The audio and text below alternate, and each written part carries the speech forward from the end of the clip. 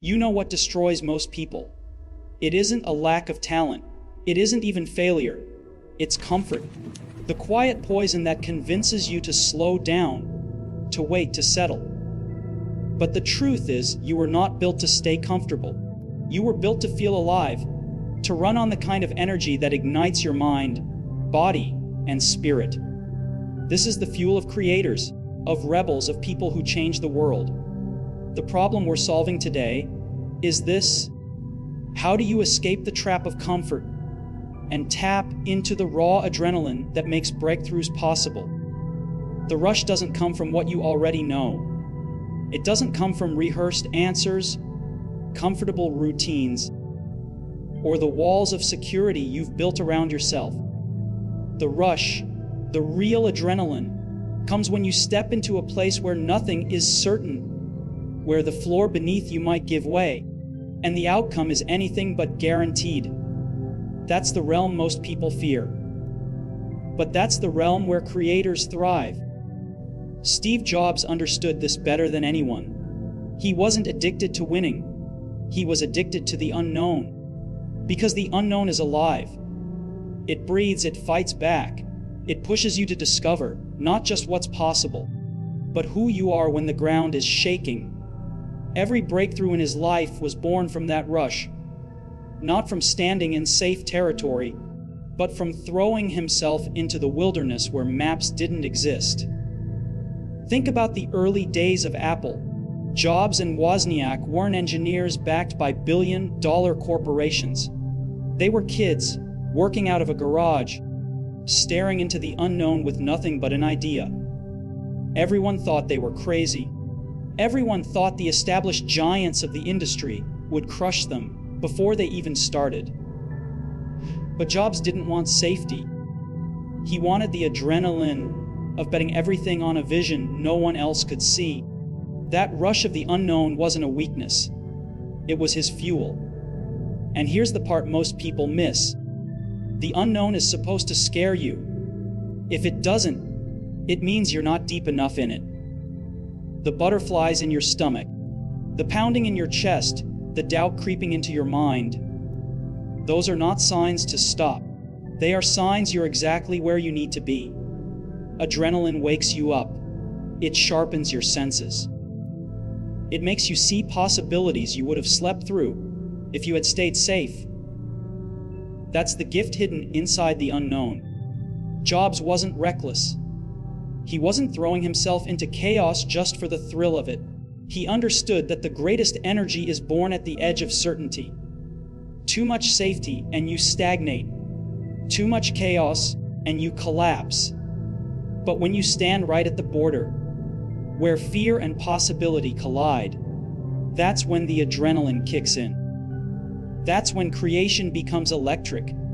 The rush of the unknown is not for everyone. Most people spend their lives avoiding it.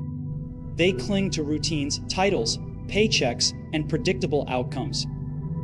And in doing so, they suffocate the very spark that makes them alive. Jobs rejected that path. He knew comfort was the enemy of greatness.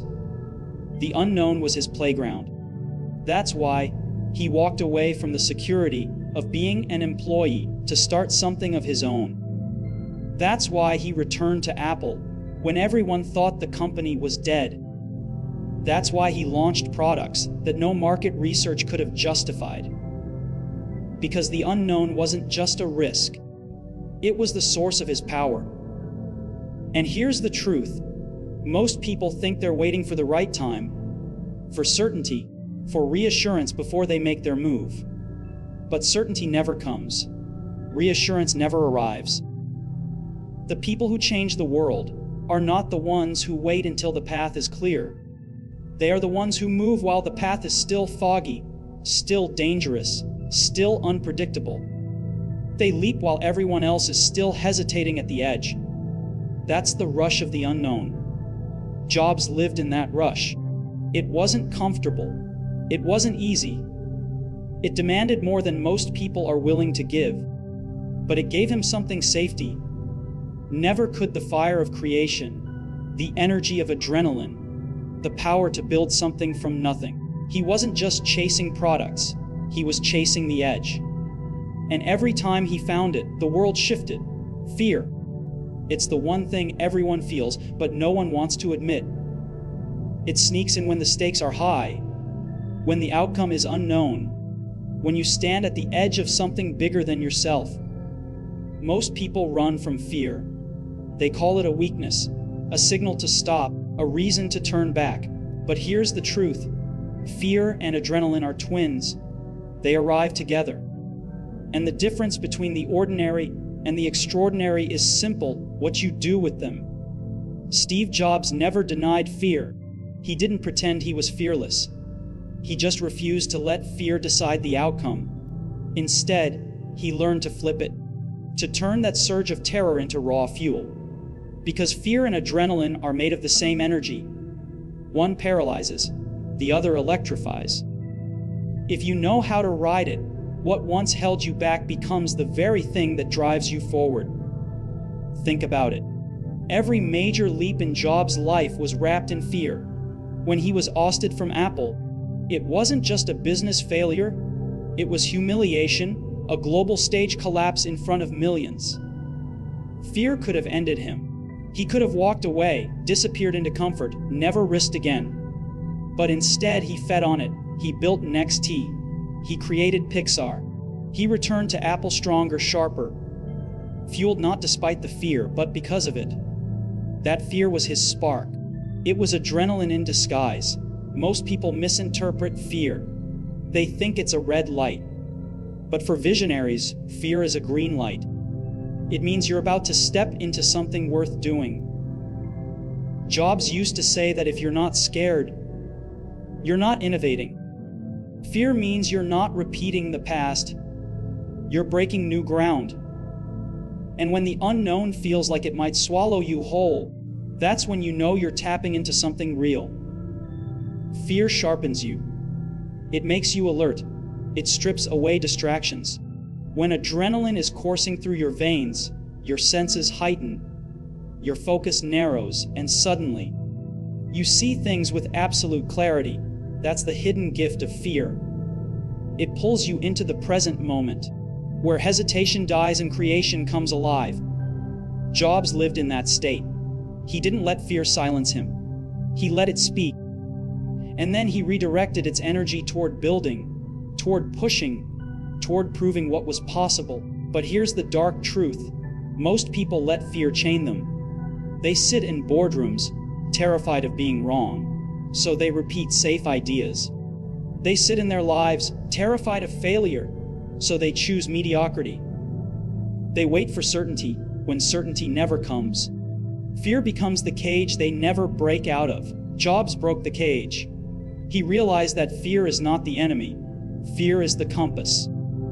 It points you directly toward the thing you must do. The more you fear it, the more it matters. There's a reason adrenaline and fear feel the same in your body. The racing heart, the trembling hands, the rush of blood, they are the same. The only difference is interpretation. Ordinary people call it fear and retreat. Visionaries call it energy and advance. That's the razor's edge Steve Jobs lived on. Every product launch, every bold decision, every risk that seemed insane at the time, fear was always there. But instead of letting it break him, he used it to ignite him. Think about the first iPhone launch. The world had never seen anything like it. Jobs knew the risk. If it failed, it wouldn't just be a product flop, it would tarnish Apple's future.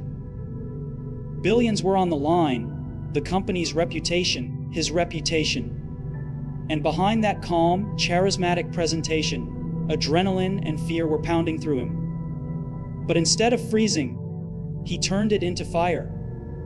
That moment of pressure became the stage for one of the most revolutionary product launches in history.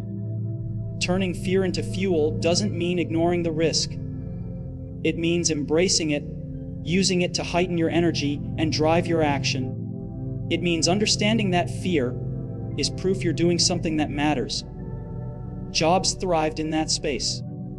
And it's in that space where the world changes. There's a force that separates those who dream from those who deliver. It isn't just intelligence. It isn't just creativity, it's an urgency. That quiet, relentless whisper that tells you the clock is ticking, that tomorrow isn't guaranteed, that time is slipping through your fingers faster than you realize. Steve Jobs lived with that urgency in his bones. He wasn't patient with mediocrity. He wasn't tolerant of wasted time. Every meeting, every discussion, every decision carried weight because he understood something most people deny. We don't have forever. And when you act as if your time is infinite, you waste the only resource you can never get back. Adrenaline is urgency embodied. It reminds you that this moment matters. It strips away the luxury of delay. When adrenaline takes over, you don't think about someday. You don't think about later. You act now. And that's why it's so powerful. Because urgency makes clarity possible. It cuts through the noise. It forces you to decide, to commit, to execute. Jobs once said, "If today were the last day of your life, would you want to be doing what you're doing?" That wasn't a philosophical musing. It was a design for living. It was his way of checking alignment, of filtering out the inessential. Because when you live with urgency, you don't have time for the trivial. You focus on the vital few things that matter. You prioritize with ruthless precision. The products Jobs created were born from urgency. He didn't wait for the world to catch up. He didn't sit back and wonder if people were ready. He pushed forward, driven by the sense that if something could be built, it had to be built now. That's why Apple kept leaping ahead. That's why industries were disrupted before competitors even understood what was happening. The urgency didn't allow waiting for perfect timing, because perfect timing never comes. Most people live as if they have unlimited days, as if they can put their dreams on hold, as if they can wait for the right season. But every moment you wait is a moment you never get back. That's the poison of comfort. It deceives you into thinking you can afford to waste time. Jobs knew better. His urgency wasn't just professional. It was deeply personal. His battle with mortality amplified it. Knowing he didn't have decades left forced him to sharpen every choice, to strip away the irrelevant, to live as if every launch, every innovation, every connection could be the last. Adrenaline ties directly to urgency because it accelerates you. It makes your heart beat faster, your mind sharper, your body prepared. That physiological rush is nature's way of saying act now. Don't hesitate. Don't delay. That's why the greatest breakthroughs rarely come from people sitting comfortably. They come from people under pressure. People who feel the weight of urgency and rise to meet it. When Jobs walked into Apple headquarters after his return, the company was on the verge of collapse. There was no time to coast, no luxury of endless strategy. Urgency demanded action. He cut the clutter. He narrowed the product line. He focused on a few things and poured all the adrenaline into them. That urgency didn't just save Apple. It transformed it into the most valuable company in the world. Urgency is uncomfortable. It's not meant to feel safe. It's meant to wake you up. Most people avoid it because it feels like stress. But the truth is, stress and urgency are different. Stress paralyzes. Urgency mobilizes. Stress scatters your focus. Urgency sharpens it. Stress drains you. Urgency fills you with energy. And when you learn to channel that urgency, to let adrenaline power you instead of scare you, you stop wasting your life in neutral. The lesson here is clear. Don't wait. Don't stall. Don't fool yourself into believing you have endless time. Adrenaline will remind you that this is your window. The work that matters cannot wait for next week, next year, or the perfect moment. It has to happen now, because every second wasted is a second stolen from your vision. And Steve Jobs understood better than anyone. The people who act with urgency are the ones who create the future. There's a place most people avoid. A place where order dissolves, where certainty vanishes, where you no longer know if you're building success or destruction. That place is the edge of chaos. And for Steve Jobs, that was where he lived, where he thrived, where adrenaline became both fuel and compass. Most people crave stability. They want balance, predictability, the reassurance that tomorrow will look like today. But Jobs understood something different. He knew that creation doesn't come from balance. It comes from tension, from volatility, from walking the razor's edge between brilliance and collapse. Because in that chaos, in that storm of uncertainty, adrenaline awakens something primal in us. It pushes us to adapt faster, think sharper, and dare harder than comfort ever could. When Jobs returned to Apple in 1997, the company was falling apart.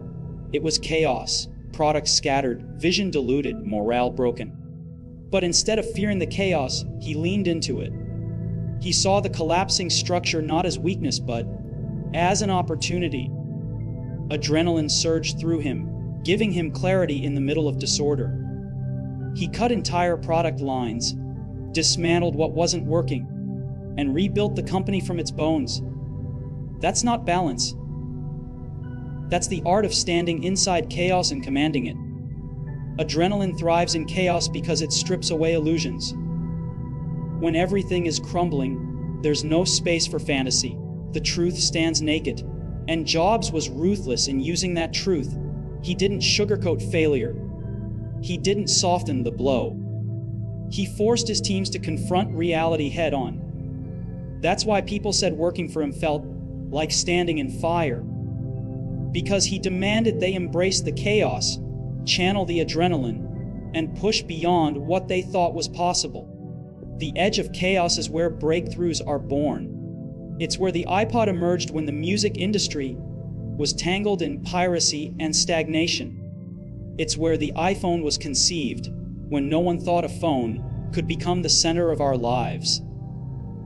Jobs didn't wait for stability. He didn't wait for permission. He created in the middle of turbulence, because that's where innovation happens. Adrenaline gave him the courage to take impossible leaps when others clung to safety. But living on the edge of chaos isn't about recklessness. It's about control inside the storm. Jobs wasn't random. He was precise. He knew how to harness chaos without being destroyed by it. That's the dark lesson here. Chaos will either consume you or it will refine you. The difference lies in whether you let adrenaline break you down or sharpen you into a weapon. Jobs chose the latter. He let the rush of uncertainty push him harder, focus him deeper, and drive him further than any calm environment ever could. Chaos has a rhythm, and Jobs was tuned into it. He saw what others missed because adrenaline made him hyper-aware. Every detail, every inconsistency, every flaw became visible under its pressure. He demanded perfection not because it was easy, but because he knew chaos left no margin for error. The closer you are to the edge, the less you can afford mistakes. That's why he was relentless. That's why he was uncompromising. That's why his vision cut through industries like a blade. The truth is, most people will run from the edge of chaos. They'll choose safety over risk, comfort over adrenaline, predictability over possibility. But those people don't build legacies. They maintain what already exists. Jobs wasn't interested in maintenance. He was interested in revolution. And revolutions are never born in calm. They are born in storms.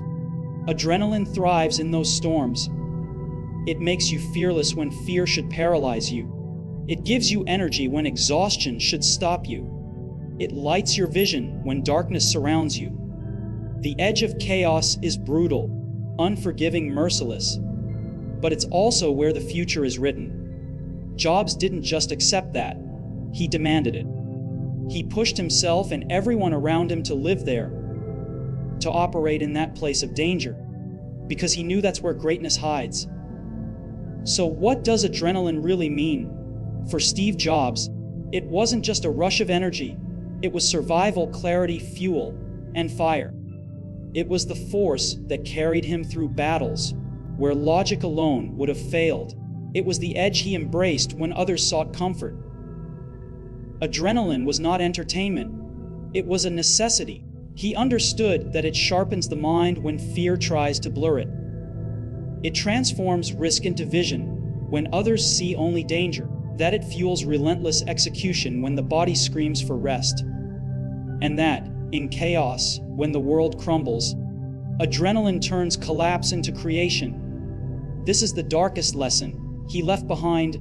Greatness doesn't come from calm waters. It comes from storms. It comes from the moments when everything feels impossible, and yet you move anyway. Adrenaline is the bridge across the impossible. Most people will avoid it. They'll choose safety, comfort, and balance. But those who dare to live in that current, those who choose to let adrenaline carve them instead of break them, those are the ones who change everything. Jobs didn't just survive on adrenaline. He built empires with it. He carved the future with it. And he left behind the truth most are unwilling to face. Adrenaline is the power that demands everything from you. Because only then can you create something that gives everything back to the world.